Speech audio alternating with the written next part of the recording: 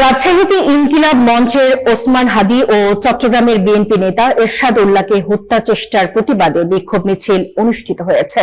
শিহাব আলম সম্রাট জানান, 13 ডিসেম্বর শনিবার বিকেল 4টায় রাজশাহী মহানগরীর বাটার মোড়ে অনুষ্ঠিত এই বিক্ষোভ মিছিলের মাধ্যমে ত্রয়োদশ জাতীয় সংসদ নির্বাচনে প্রার্থীদের উপর হামলায় জড়িত দুষ্কৃতকারীদের দ্রুত গ্রেফতার ও দৃষ্টান্তমূলক শাস্তির দাবি জানানো হয়।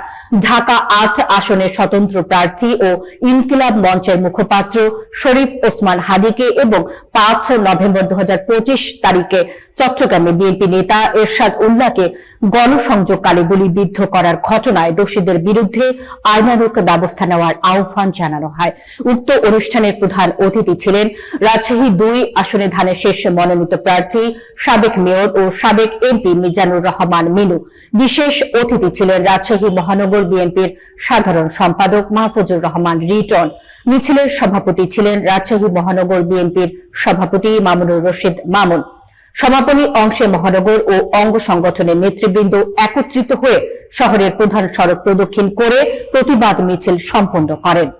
ইনশাআল্লাহ নির্দেশনা যে আজকে সারা দেশব্যাপী এই নৃশংস হত্যার উদ্দেশ্যে যে গুলি করে তার প্রতিবাদে এই সমাবেশ করতে হবে।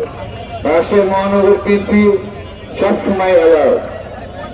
আজকে যারা আমাদের স্তরে জুলাই যোদ্ধা আমাদের সন্তান তুল্য হাদীকে যারা গুলি করেছে, তারা একটি প্রকৃত দল।